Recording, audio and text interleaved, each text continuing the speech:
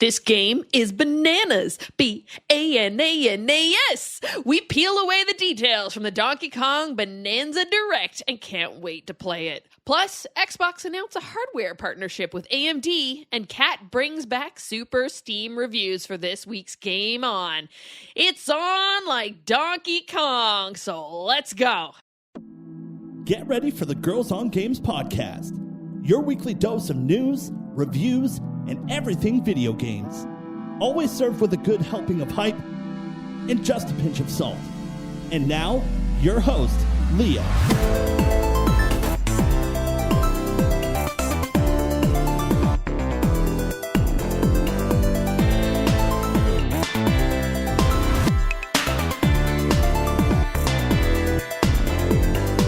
Hello and welcome to another Girls on Games podcast. My name is Leah. I'm the host of this show. This is episode number 498. And joining me around this digital table includes Catherine. How's it going? I'm good, yourself. I'm excellent. Joelle, what's up? Yo, I'm melting. I think we all are. Woo!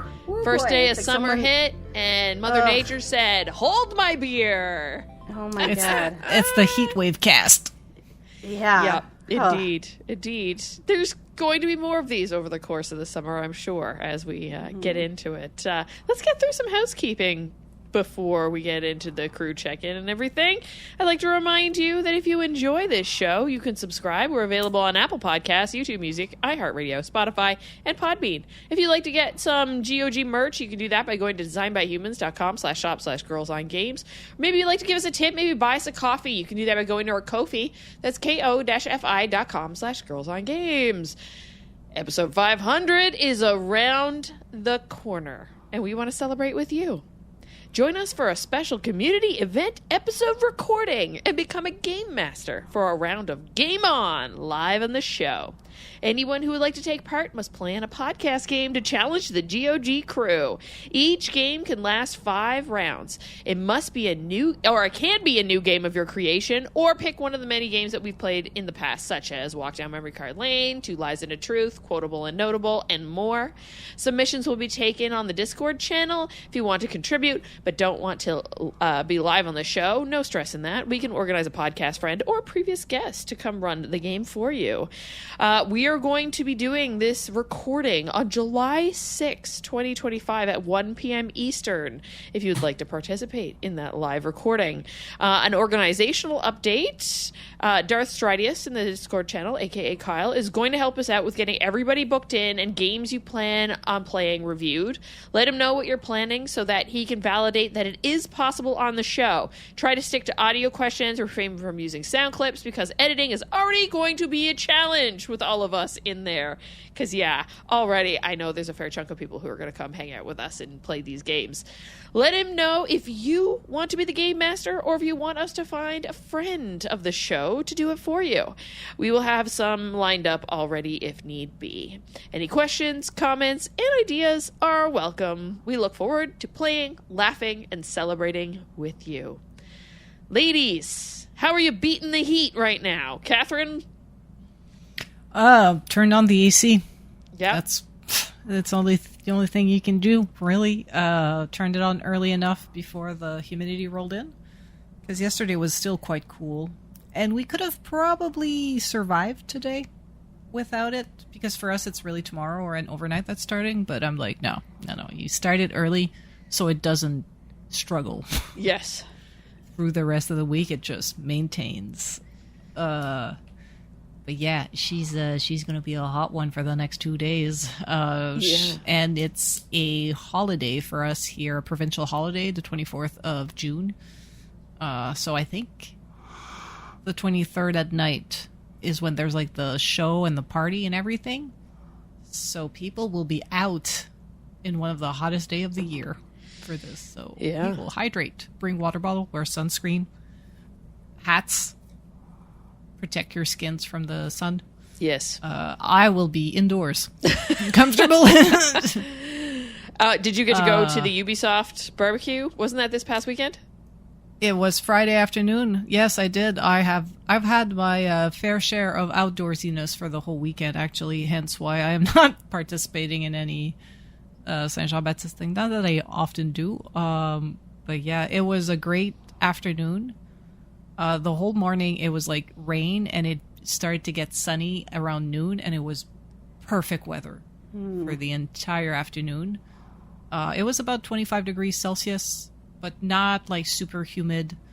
So, you know, we just wore shorts, a t-shirt, lots of sunscreen, a hat. Drank a lot of water in between our drinks, and it was a good time.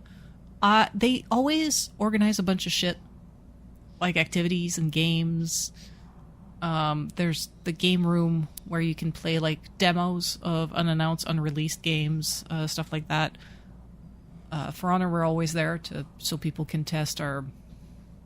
Usually, it's our upcoming new hero, our upcoming temporary game mode event that will be coming, like over the course of the summer or in the fall. So. And then they always have like games, like there was this giant Connect 4, you know, a little mini golf course, stuff like that. And I never take care of that because I just start walking, talking to people I haven't seen in a long time, people I don't talk enough to, old colleagues, people that moved off the project. And at one point I'm just sitting there and I'm like, oh yeah, they're closing the game section. Why? Because it's like 8:30 or 9 and we have to pack up for 11, so they slowly start to close shit up. And then I realized I just spent like fucking 4 hours just like eating, drinking, and talking to people, and I'm like, I missed all of the activities, 100% of them. But I never regret, because sometimes this is the only time I get to see some people, just because I'm lazy and they're in another building. No. It's really just that. It's really just that. But I always enjoy it. It's always a good time. And I showed up to the barbecue to pick up food, and I was like, "Yeah, I'll have a hamburger." And the guy was like, "Do you want a hot dog too?" I was like, "Fuck yeah, I want a hot dog." Don't have to pull my leg. I was trying to like do like one and then come back, and the guy was like, "Don't come back, girl." Double meats. Double meats.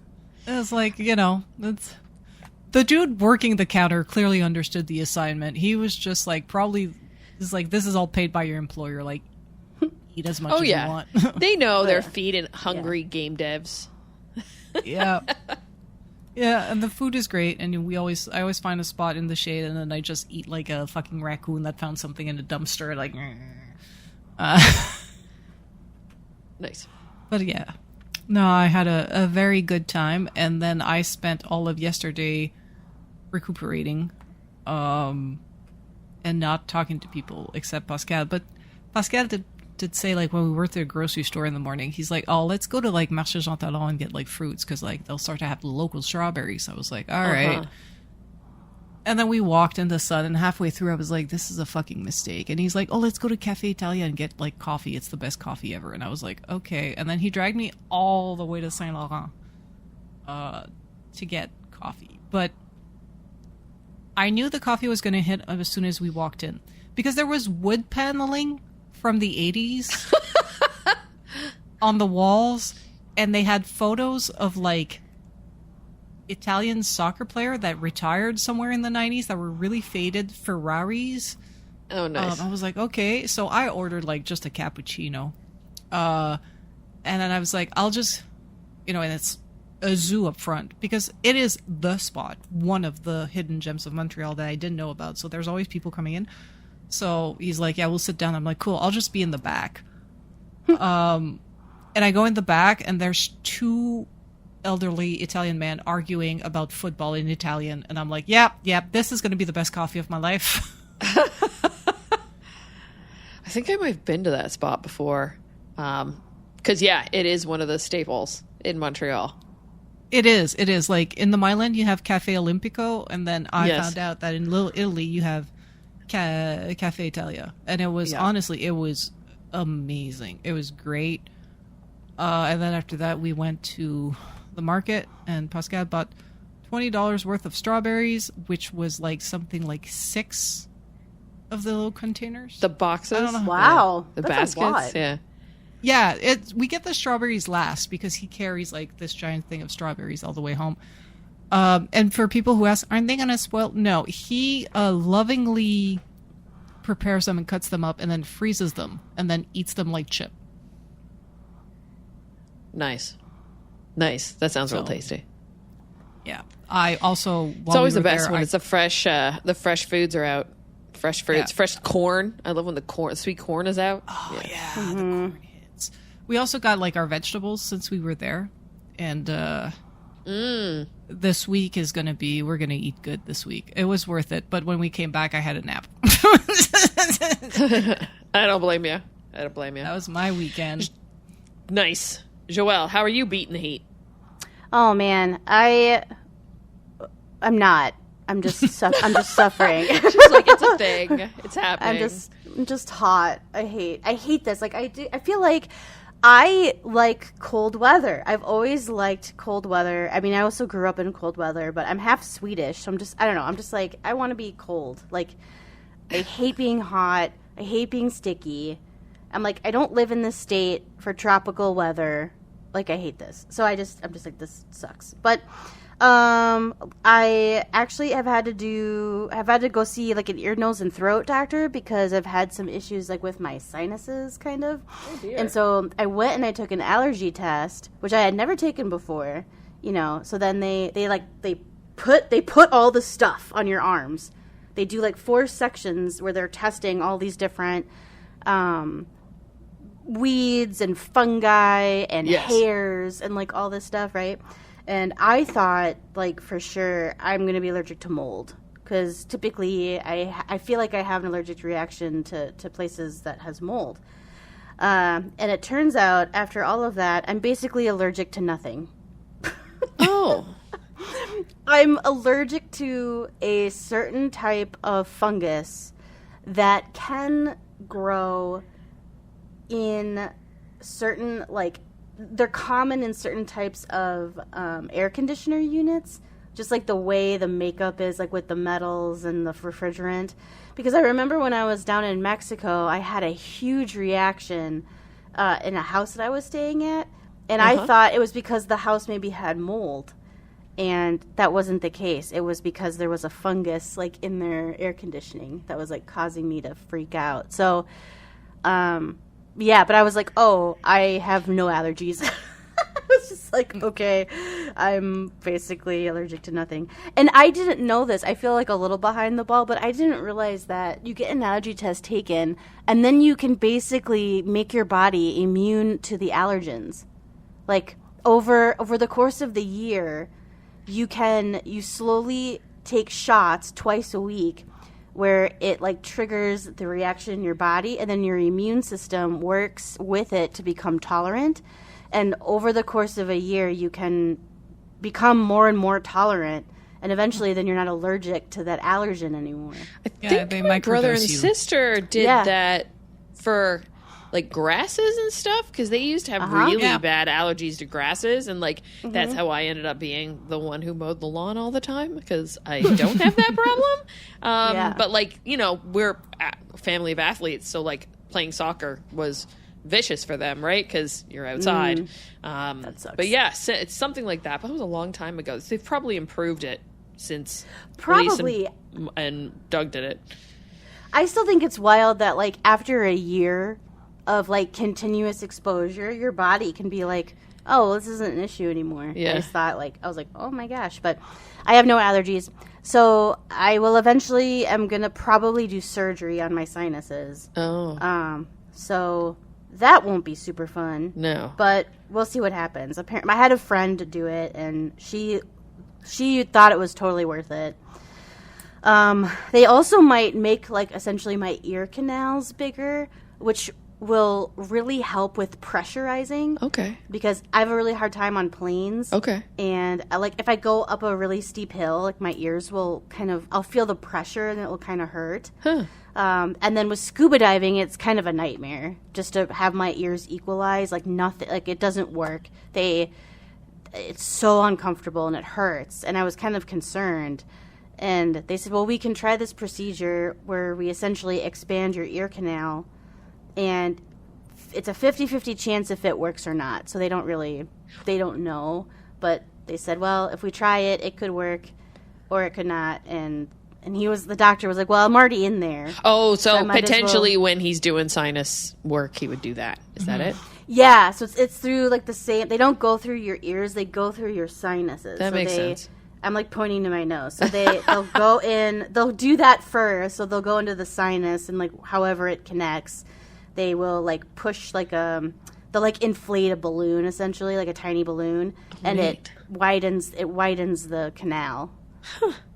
So I was like, all right, sounds good. Like I'm like they're gonna put me under if I do it. Yeah. So I was like, yeah, that'd be great. He's like, yeah. He's like, 'cause I'm kind of pushing on your nose, and I use like a saw, and I was like, yeah, I don't wanna know what you're doing. Like, Some things are better left unsaid. Yeah, better be asleep.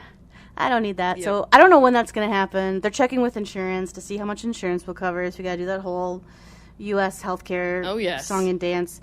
So we'll see, but it's probably going to be by the end of the year. Like I'll kind of get it done. And then I made the best pasta dish I've ever made in my entire life. So it looked amazing. Yes, I can't believe it. We went to Coastal Seafoods in the cities. They have the best seafood, the best and the best selection, which isn't a lot given Minnesota, but it was really good. Bought clams and mussels. I've never had either before, but I knew since I was making my own pasta, I really wanted to do like the classic white wine, garlic, butter, mussel and clam pasta, and I can't believe how good it tasted. It was so good. It was so good. I also thought too, like clams and mussels were just for like bougie, fancy people. No. But like they're not. Like they're not that much money. Like, Where do you know where the mussels came from? I don't remember. I don't know where they came from. Okay, my uncle has a mussel farm. That's crazy. That's what he does. Yeah. That's so cool. So I've been out looking at the process of how they farm the mussels and all that kind of stuff. Essentially, what happens is they like rent like big bays, and they string a piece of rope with pieces going down, and like the mussels, I don't know if they like start them or whatever, but like the mussels grab onto that, so when then they go to pull them up, it's essentially like just strings of like big wads of mussels, and then he ships them like all over the world. That's cool. Yeah. That's so cool.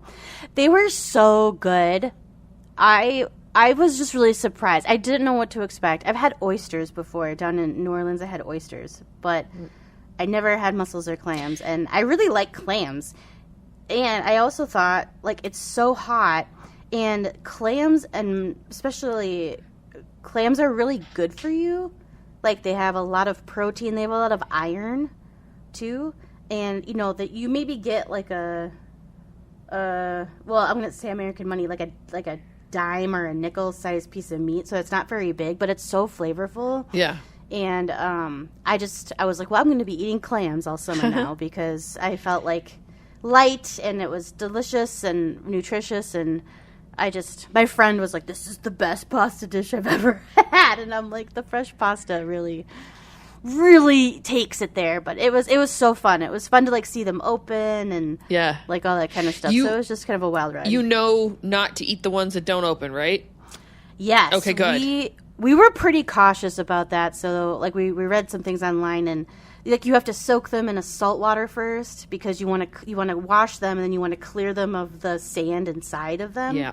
So you kind of let them soak, and then if they open, then you don't want to eat them either if they open during that time. Yeah. So we only threw away a few of those, like probably like 4. Yeah. We got 2.5 pounds altogether.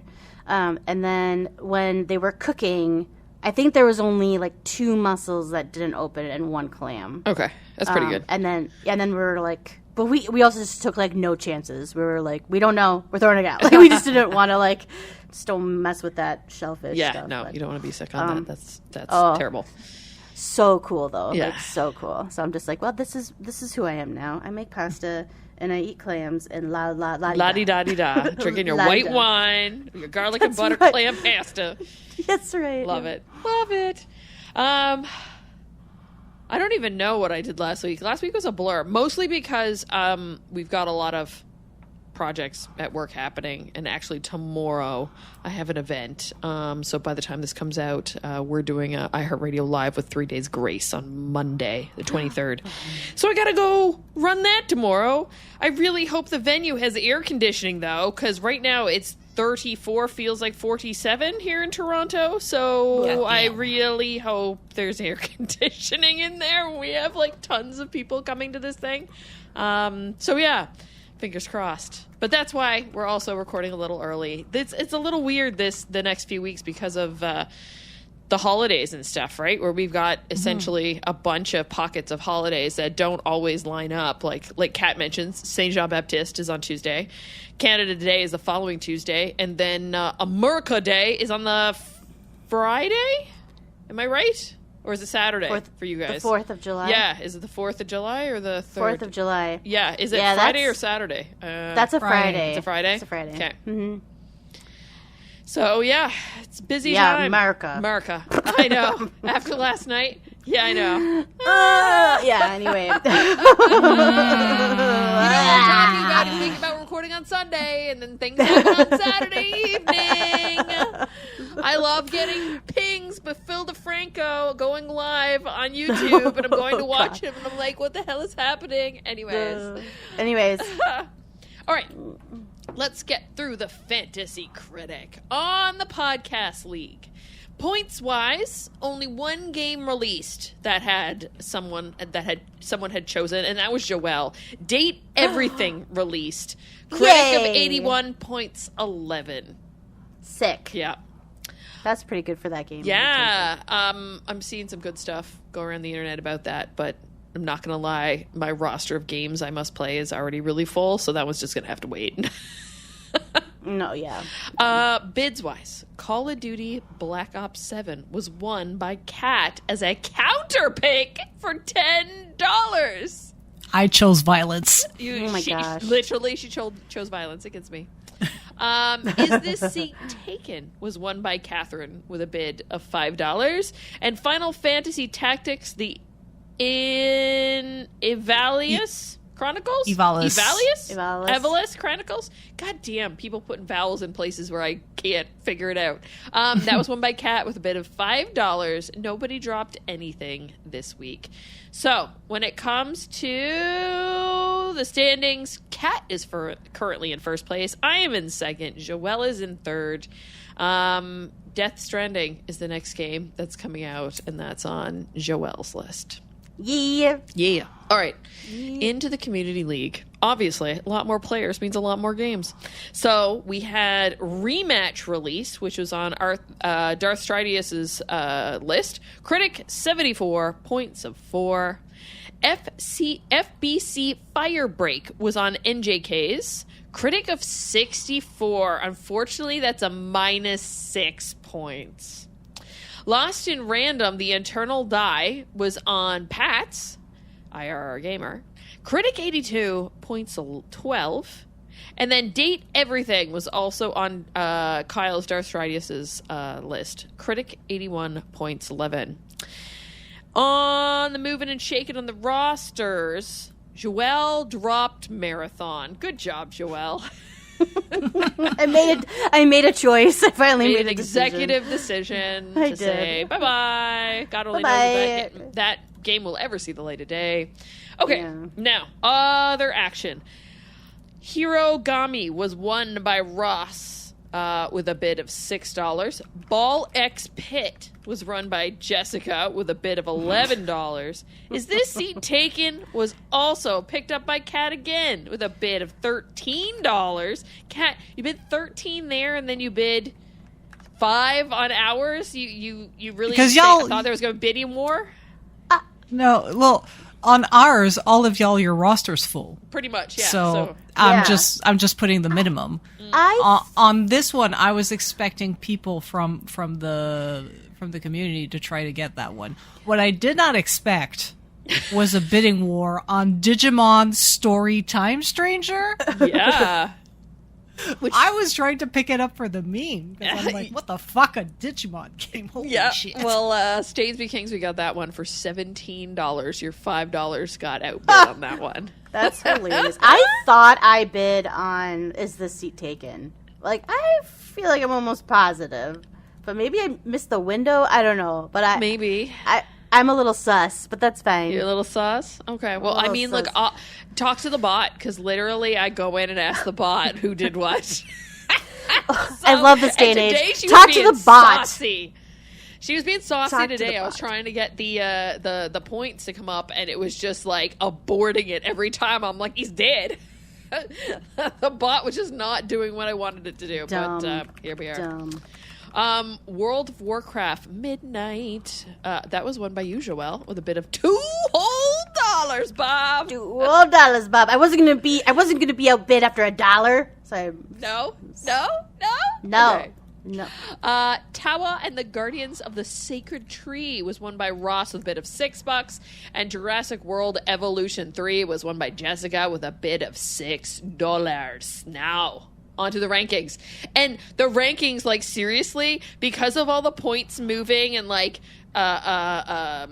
new reviews coming in and stuff, things were bouncing around in the channel because we've got 2 Discord channels, one that has a bot and then one that you can mute if you don't want it, like, bombarding you, that talks about every single update, new ad and everything. And there was a lot happening last week. But here's how we stand right now.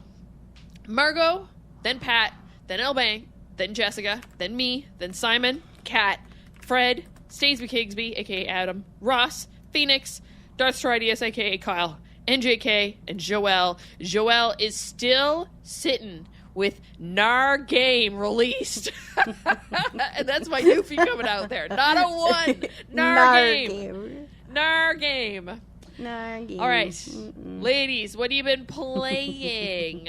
Kat. On Clyde You living your Obscure. best life? Yeah. Yeah, Expedition 33, yeah. Currently putting through Act 2. I did not have a lot of time to play recently. I played a bit yesterday, played a bit today. Mm-hmm. But yeah, I'm gonna make it through this game. Even if my parry is shit. But You can do it. You can do it. I'm gonna do it. Yeah, so far, if I meet an enemy more than once, the parry's getting easier, like the dodge and the parry. Mm-hmm. It's just in the where I'm at, I've met enemies that curse, and the curse is just like, "Hey, in 4 rounds, your dude's gonna die," and I'm like, "Ugh!" And then I forgot.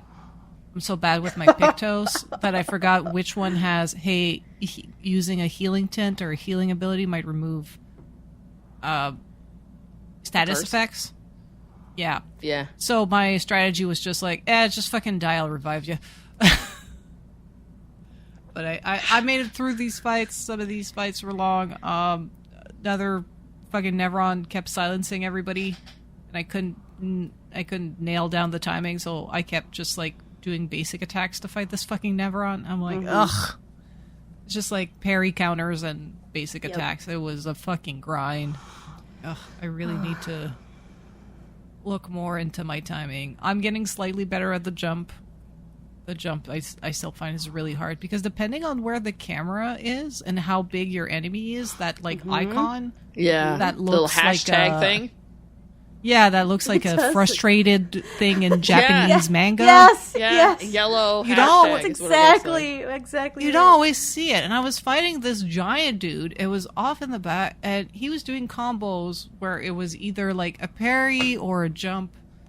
And between like the attack you have to parry and the thing you have to jump, like one was a full swoop, but one was a slap. So sometimes I was like, even with the animation, I'm not sure. So I ate shit a couple of times with that dude. Also cursed. And I was just like, okay. I get it. Like, this game is great, masterpiece and everything. Could have been play tested a bit more. I'm just saying. Hey, Yeah. I mean, hopefully they'll tweak It's not it. perfect. Yeah. Yeah, As more 'cause people this- jump into it. Yeah, this was not oh no, I don't get the mechanic, change the mechanic because I'm not that type of gamer. I was just like, this is honestly a slight lack of polish. There's like not enough, like the fact that the icon was like out in the corner and not in the main area of the screen because of how the camera is. I'm like, for me, that should have been like, as a game dev, I'm like, move the fucking camera or move the icon or like, you know, like figure it out. But you know, nitpicking. I got through the fight. I did it twice, and then I learned the attacks. Like I'm gonna go with the attitude of this is almost like a Souls game for babies. That sometimes I have to do the fight once to learn the rhythm, and then I'll do it again. Cool. Joelle, what are you playing? I needed a comfort game. And I was like, okay, there's some games I gotta play and some things I gotta get into, and I was like, I kind of just didn't have the brain capacity to learn anything new or to figure or to struggle with something, and I just needed like a good old comfort favorite game, so I booted up Breath of the Wild on the Switch 2, and I just totally eased into the gorgeous, updated world of Hyrule and just kind of slipped back into that nostalgia. So I did the same thing, but I went Tears of the Kingdom because I watched a video talking about all the upgrades and the Zelda Notes app. Are you using that? No, I'm not using it. What do you think? No, I'm not using it. I'm playing Breath of the Wild, so should I? But it's there. Like, it's for both. It's for both. I could see how it'd be helpful for Tears of the Kingdom. I guess a part of me felt like it wouldn't be that helpful. Well, I should try it though. I should not be so snotty about it. I should try it. So essentially, for those who don't know, if you get the upgraded version that you get either through the expansion through the expansion pack, or if you're like me, I don't have that for my Nintendo Switch Online, so I just paid the $15 to get it for Tears of the Kingdom, and I didn't finish Tears of the Kingdom, not gonna lie. So you go into the Nintendo Switch app, and then one of the first things is like it's like an app inside an app, and then it essentially connects. You need to go and turn it on in the game too, in the game settings, but it connects to your current instance, and it's like I have the map open all the time, and it follows me and looks and sees exactly where I'm looking, and you can tell it whether or not you want to see all the collectibles, the shrines, the whatever else, the Korok seeds, everything you want to do. If you, I've played enough of this game that I'm like, I don't need to struggle and go and just explore for discovery. I just want to do it. Yeah. So, like, it's freaking fantastic for that. And it has these voice memo things that pop up when you arrive in certain areas that, like, you probably wouldn't realize. And the first time it did it, it was like my phone, like, made this noise, and then Zelda started speaking or Rauru started speaking, and like it spooked me because I didn't anticipate it, but I must have just hit a spot that had like some kind of story around it, and it's like you're getting some extra narrative details about different areas. I'm just up in the Great Sky Islands or whatever, where the the very beginning of the game at this point, just like poking around, but that was it's a really nice feature. I'm doing it on my phone right now. I really want to see if it works on my iPad. If it works on my iPad, it's going to be next level awesome. Because it's almost like I got my own Sheikah Slate, or what are they calling it at? The Puro Pad? Yeah. So, yeah. Fantastic. Okay. I'll definitely check that out, and I'll have to report back. All right, cool. Because I'm doing that, and I was playing Fantasy Life, and I'm in the grind. I'm finished the story, so I'm just in the grindy phase right now, and like, grindy phase is not the most fun. I'm not gonna lie. It's just I'm just trying to hero every single one of my different lives, and crafting over and over and over again gets a little monotonous. So yeah, just taking a little bit of that, and I know I need to go back and play Expedition 33. Yeah. But didn't people say the game started after you finished the story? And There is, here you are saying, yeah, that they are saying that, especially when it comes to like the stuff out in the Grimrosia, gigantic, whatever the heck the other world is called. And that's the case. And they've done a bunch of feature updates too, especially on the farming side, like, and camera fixes and all that kind of stuff. There's supposed to be more things to do, but right now I'm just like, I'm not high enough level to go and appreciate any of that stuff because I need to get my armor and my weapons up, which means I'm in a grind. Okay. So, and the thing was, I was doing a fair chunk of that as I was doing the game because I've obviously played ones like this, like the previous one on DS. And yeah, it was pretty, you know, like I knew what I needed to do. I knew I needed to like spend time with all the different lives in order to, because they're all interconnected with crafting and abilities and whatever else. So I knew that was coming, but you know, it just, you know, gets monotonous after a while. I'll be doing the same thing, but I want to get there so I can craft the big ass cool stuff. So that's where we are. All right. This is a video game podcast, so let's play a podcast game about video games.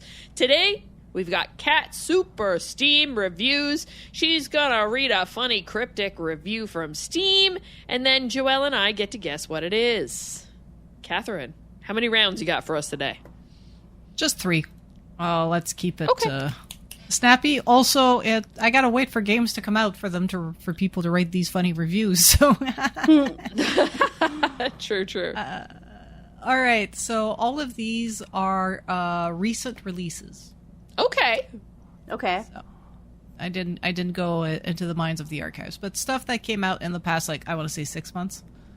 I usually go to the new and noteworthy section of Steam and just scroll through reviews until I find funny ones. So our first review from Morpheus Lune, who has 96 hours on record, 7.1 at the review of this time. In this game, you play a lazy zoomer who calls it a day once his phone step counter reaches 50. His granddad or whatever should be glad he is not around anymore to witness this pitiful spectacle. Recommended. Oh, Death Blueprints. Stranding? It is the Blueprints. Oh, it's the Blueprints. Okay. Perfect. All right, you said it was the past 6 months. I have 2 honorable mentions that I didn't use, but I thought they were hilarious. Okay. Diaville said, "Me when I get home drunk." Also recommends the game. And then Minnie just says, "I have absolutely no idea what's going on, but I did manage to solve the dart puzzle and eat a few bits of fruit. Art style and sound design is quite beautiful and tranquil." Also recommends it. I have no idea what I'm doing. Sounds about right. Yeah. All right, our next game is by Panko Paint. Okay. 8.9 hours on record. In love with the bed, friends with the dryer, and flirting with the breaker box, life is good. Date everything. Yes. And our final one by Akira, 82.9 hours on record, 70 at the time of the review. This game made me feel wee, but also woo, but the wee balanced out the woo.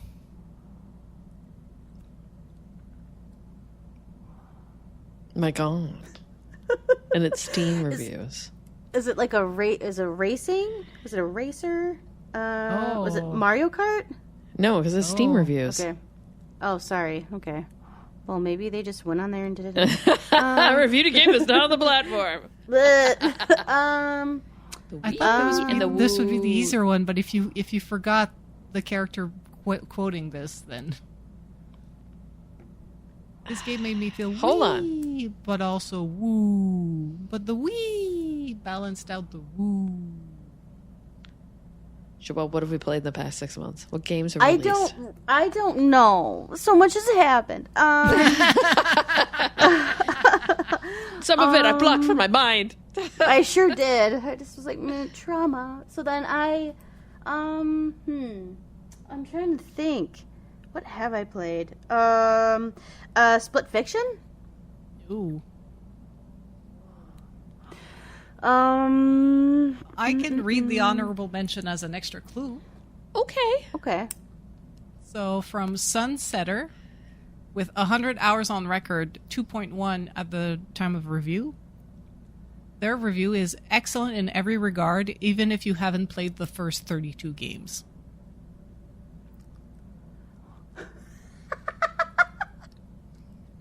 Leah, that didn't help. That didn't help. 32 games. Wee and woo. Wee woo. I don't. Is it like a Jackbox party pack or some nonsense? This is the kind of thing that if you know, you know. I think. I know. Oh God. I thought that would be the easy one. Well, But if you you forgot- you cat. If you forgot the cinematic, or you didn't do some. Did of the Joelle and I both optional- play this? Yes. Oh shit. Joelle, we both played this. I know. That's why I'm very And embarrassed Joelle right finished now. it. Oh God. Is this Expedition 33 for some crazy reason? It is. How is that? How did that make any sense? Where's the wee and Okay. the woos? Yeah. When you're in camp, you can spend time with people and grind your relationship, right? Yeah. Oh, Eske. Is Yeah, it Eske? Eske. At Oh. one point, they're talking about like how sometimes you're happy, sometimes you're depressed. Oh, yeah. And Eske Okay. goes, sometimes this I'm game does wee, it. but Oh, sometimes yeah. I'm woo. But I'm mostly wee, and it evens out the woo. Oh, yeah. Okay. Nice. Okay. There you go. Sorry. Great. Thanks, Kat. Just played that game. Yikes. Yikes. Oh, it stayed Sorry. with me. Everything Eske says stays with me personally. very I cute. love this character so much. It's very good. cute, yes. That's good. All right. Let's take a wee break. We'll come back with a little bit of news that happened this week. Okay, we've got 2 topics this week, 2 news stories that happened. First, we're going to kick it off with Xbox and the promise of new hardware to come. Catherine. Yeah, so people thought this was Xbox announcing their next Xbox console. But no, essentially they announced a partnership with AMD so that future, okay, Xbox hardware will have AMD silicon. So AMD chips, AMD Ryzen instead of Intel. So I am thinking that the ROG Ally that they announced will most likely have an AMD chip. And I think like it's safe to say that next generation of Xbox, whether it's like a refresh of the Series X or the Series S, or if it's like the actual like next generation, like, you know, PlayStation 6 and I guess Xbox Multiverse Series XYZE will have an AMD chip. Some people had feelings about it. I was like, okay, personally, I have an AMD laptop. No complaints. I see no difference. But I know that a lot of like the hardware geeks, the people that like to nitpick at a lot of the specs and whatnot, have constantly been disappointed with Intel. So this doesn't surprise me. Apparently Intel has been overpriced and overhyped for a few generations now. I'm sure Simon being here would have a lot of feelings about this. But I see it as there's a new player in town in the gaming world. Well, also, too, it means that we're, you know, the Xbox Series X and Series S is not the end of hardware. Because, I mean, everybody's always saying, like, when are they not going to make consoles anymore? No, they're going to make more consoles. Yeah. That's been proven. Because the fact that they've got that new handheld, partnership handheld coming in the near future. And then, they're doing this so that they can prep for later and have one company that they work with. Yeah, and I guess... And a hell of a company it is. Like, Yeah. Yeah. AMD's been, like, sweeping the gaming world Yep. recently. I'm not sure about, like, if their graphics card are really, like, getting toe-to-toe with NVIDIA. I know their CPUs are, like, blowing Intel out of the water for some stuff, for a lot of stuff. But especially at the same price point. But I don't know about their graphics card. I haven't had an AMD graphics card since when they did them for like the Mac Pros back in the day, like in 2008. Oh yeah, So I remember that. Yeah. So I don't know Yeah, if their I'm graphics rocking. card are. Yeah, I'm rocking a GeForce RTX right now, and I don't know what number's on it. But I've always heard that AMD is pretty solid too.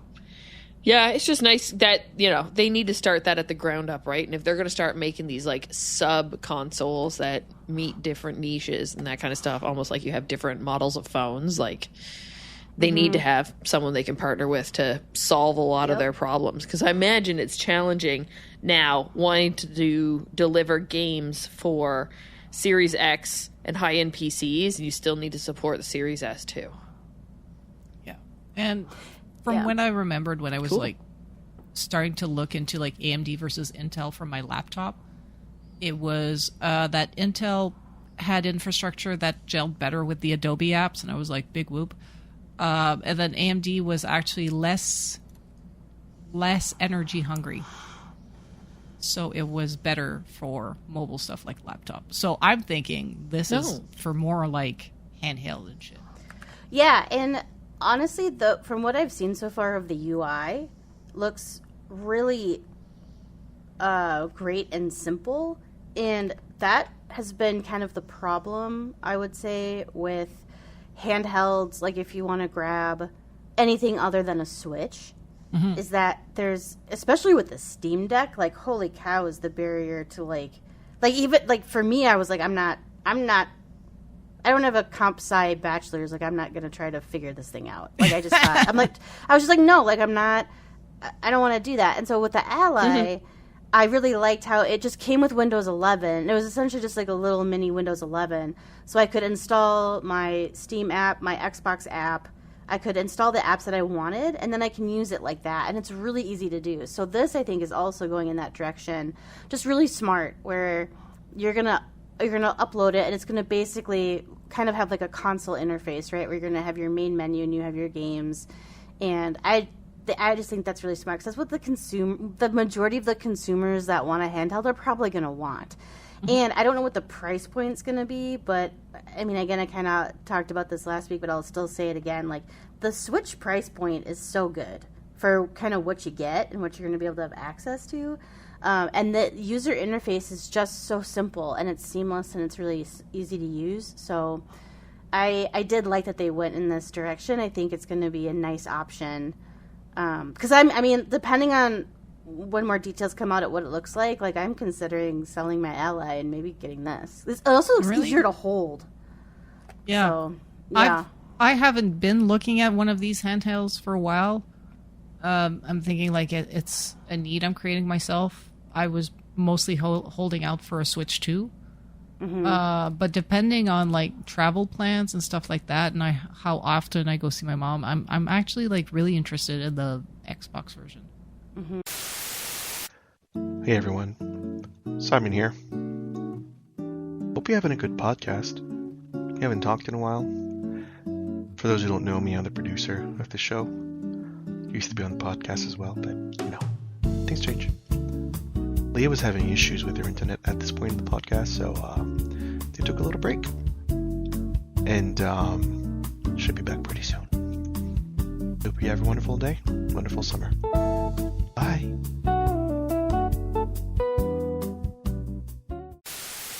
All right. Let's get back into the real talk, which is the video game talk. The other thing that happened over this past week was the Donkey Kong Bananaza, not Bonanza, Bananza Direct. Banana. I didn't get to watch this live because it was happening during the workday, but I caught it back afterwards. Did you guys get to watch it through? Yes, I didn't watch it live either, but I did watch it. Okay. Kat, did you even bother, considering you don't have a Switch 2? I watched it today while I was like preparing the little Steam reviews. Okie I had it in the background because like I saw the reaction in Discord. People were stoked. Like people were hyped. I was like, what the fuck? Yes. So when I went to the Nintendo event for the Switch 2 and like the different phases of things you could try, and that was like the third tier. Like there was a Mario Kart World one, and then there was the Knockout one. and then there was the Bananza one. And I played it and really enjoyed what I played. Like, I knew there was going to be more. Like, it felt like it was a demo in the sense that, you know, they're teaching you stuff that probably would have got drawn out further in the game in a normal game. But then also, too, like, the whole bit about Paulina, the bad guys. I saw some, like, villains getting, like, swept up in a tornado, but I can't tell you whether or not it was the new villains that they announced. Yeah, I think what they showed off really fleshed out what this game is going to be. Yeah. And like a lot of people, you know, this would have been a good one to have at launch. I agree. I agree. Not that I don't love Mario Kart. Like, I think that was a great incentive. I guess I just sort of feel like for the cost of the game, I also wish this was the game at launch. 'Cause it's new. I don't know. I could also see them wanting to push the Mario Kart because I think they would have felt that the audience was hesitant based on how popular 8 is. But yeah, I wish they had like a new IP for the launch of the console. Yeah. But I'm still excited to play it. I'm still going to get it day one. I mean, I looked at everything and I was like, well, I'm obviously going to do this. So now I'm just kind of like twiddling my thumbs. Yeah, waiting for the next thing to drop. Yeah, no, I feel you there. Yeah. The stuff that they kind of walked us through, we already knew that this was kind of like an open world Donkey Kong game. We didn't know about Paulina, so Paulina is now part of it. It's a young version of Paulina, and actually in a Nintendo Life article, they went and translated something that came on the official Nintendo Japanese website for the game, and it actually said that she is... how old? 13. So people are like debating now, is this like pre-Mario Odyssey and this is kind of like the origin story of Donkey Kong and Paulina and all that kind of stuff? And then when you think about that, like think about Jumpman. Does that mean Mario's a villain? So that was in an IGN article.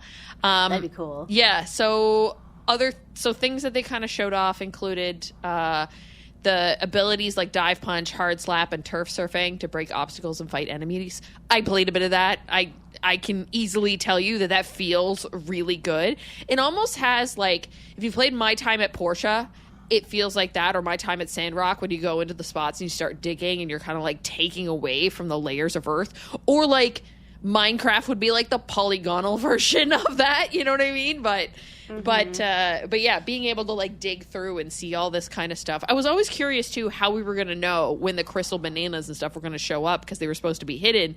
And now we know that that's an ability that you can kind of sense them, almost like Spidey sense or like the Batman X-ray vision or something like that. But it's like Donkey Kongified.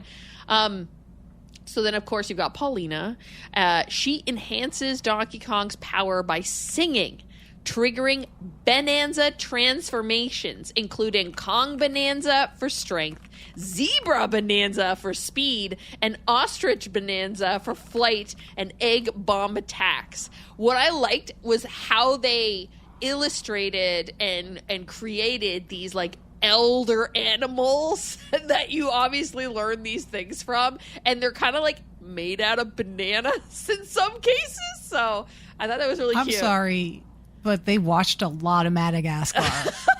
Because that fucking zebra, I was like, no copyright infringement there, bro. Hilarious. Yeah, I thought DreamWorks to me.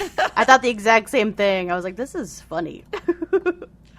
So throughout the process, you're collecting Banandium gems, if I'm saying that right. Chips, gold, fossils to unlock skills, cosmetics, and gear. Players can engage in solo play or local co-op using shared Joy-Cons with Game Share and Game Chat for multiplayer. Curious to see how that pans out because it really feels like a one-player game. So I'm thinking the second player is a la like Super Mario Galaxy, where you're just like collecting the little stars. Like you think you're helping, kind of, but you're not really a second player. Not really. Like, Cranky Kong and Rambi are back, which is great. Because there's so many, like, I just remember the Donkey Kong cartoon and everything, and that's how you really got to know a lot of those characters. Like, obviously, when you were playing the games, you would come across them and all that kind of stuff, but, like, they really got personalities, and you really started to feel a connection with them through that old cartoon. Villains. So, like I'd mentioned, at the end of the demo that I had played, when you kind of get to, like, the finish point of it, you see this, like, whirlwind that Donkey Kong gets swept up in, and there's, like, these villains and everything, but I thought they were just enemies from the thing. Like, I didn't pick out that they were others, right? Because, like, the other thing too is, like, there's other Donkey Kong bad guys that you usually see in a lot of the games, but in this one, actually, they've got a new group. They're called a mining group, the Void Company. That includes Grumpy Kong, an orangutan who builds massive corporate soldier enemies for the heroes to battle. There's Poppy Kong, a sleek and stylish ape with a specialty in gathering information. And the leader of the group is Void Kong, which he kind of gives me, like, Brain from Pinky and the Brain vibes. So many references in this. Yeah, a lot. It's a lot of if you know, you know type of things, which is so fun. Yeah. Nintendo Life had a story talking about the size of the game. 8.5 gigabytes is supposed to be the size for Nintendo Switch 2, which is kind of crazy. Mario Kart World is 21.9 gigabytes at launch.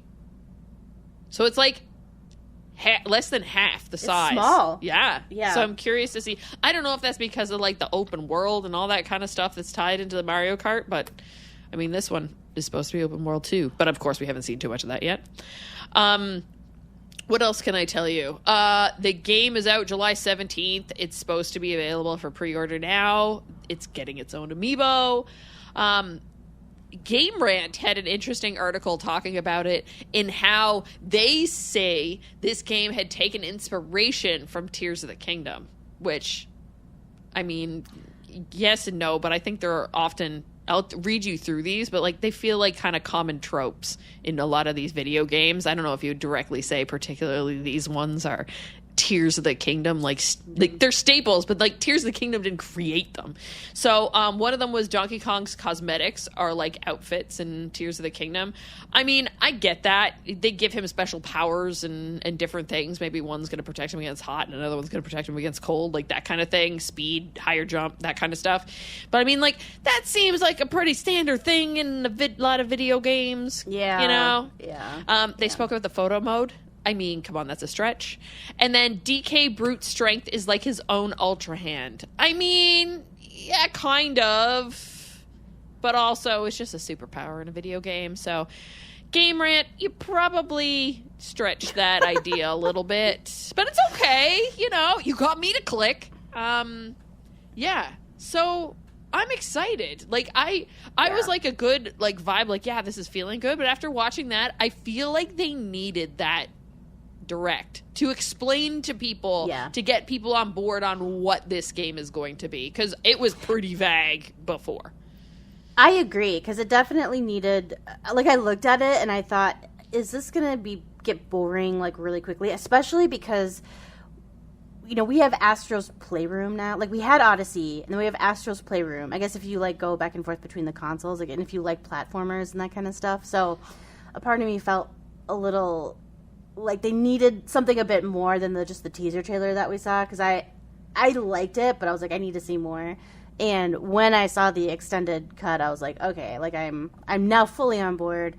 I'm really excited to see, like, what I can do and how much I can smash stuff and what I can collect and how I can also move through the world as a platform, because I kind of like how, you know, with Mario, you really had to rely on Cappy in some ways to traverse and, like, to get places and to get the secrets and the treasures. But with this, it really feels like Donkey Kong has a lot of movement, you know, up his sleeve. And so I am excited to, while I'll get enhancements via his costumes, I just think it's going to be really fun to kind of have that all baked in with, like, within the character.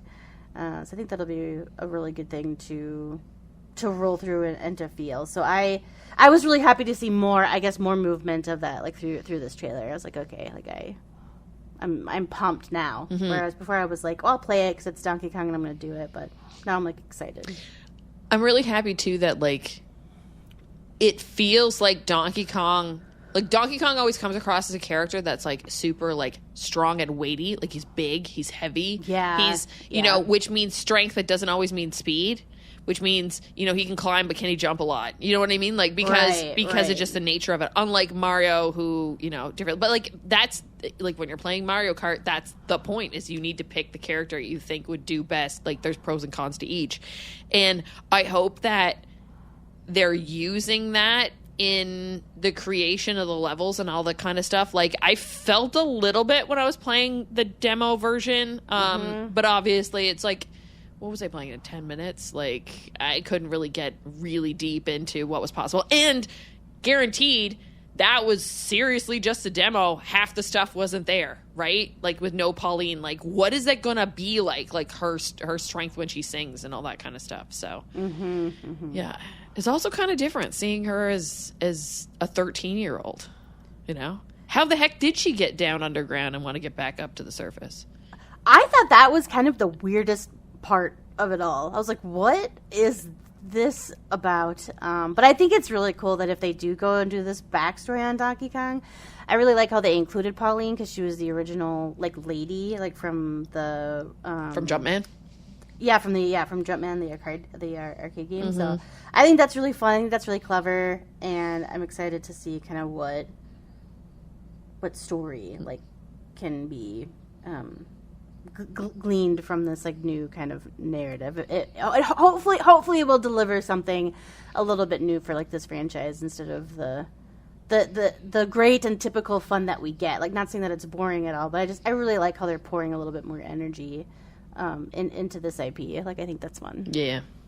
Kat, obviously you don't have a Switch 2 right now. Is this a one that you're like, oh shit, I'm sad I'm missing out on this? It's No, it's more like, oh, I will definitely pick this up when I do have a Switch 2. Like, it's straight up in my backlog.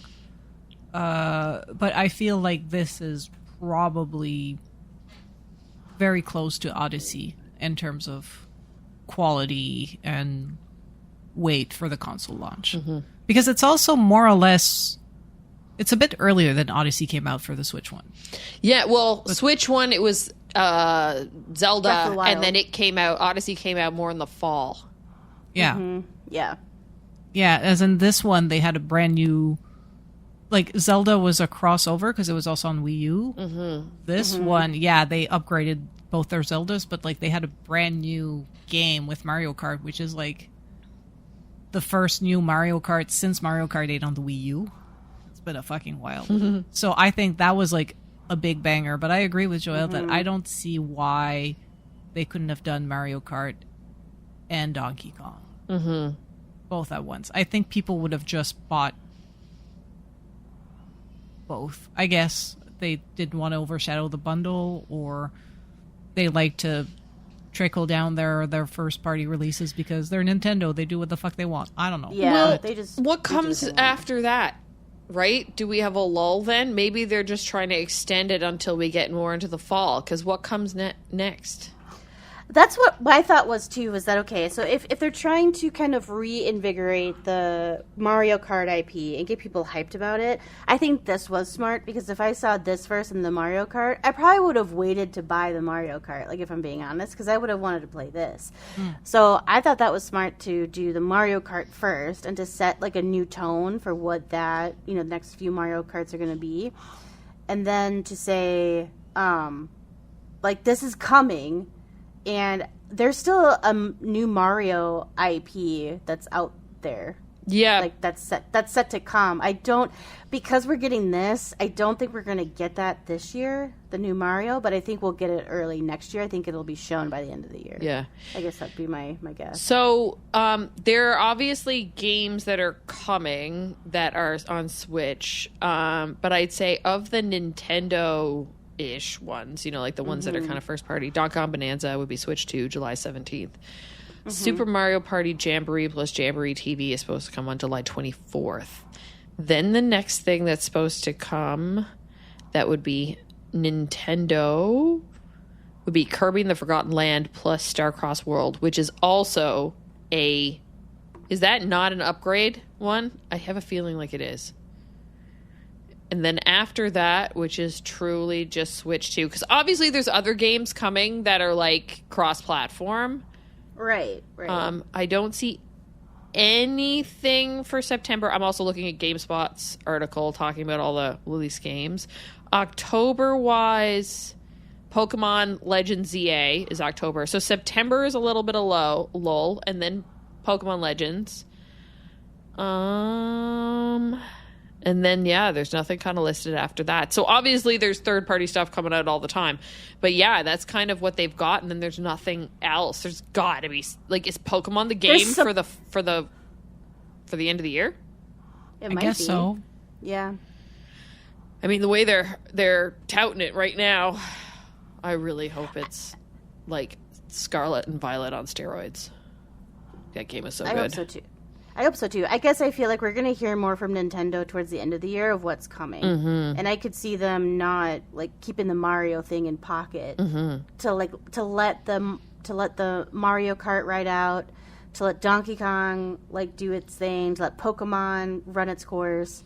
And then they're like, okay, now we're going to be ready for a new cycle of releases, like starting in the new year. Mm-hmm. So, and it's already, the Switch 2 is already a best-selling console. Yeah. So, like, they people bought it anyway. And that's the thing. Yeah. Maybe they're just waiting for people to have it, right? If they're, because it's a lot to put out. Like Donkey Kong Bananaza is only coming out on Switch 2, right? Mario Kart World is only coming out on Switch 2.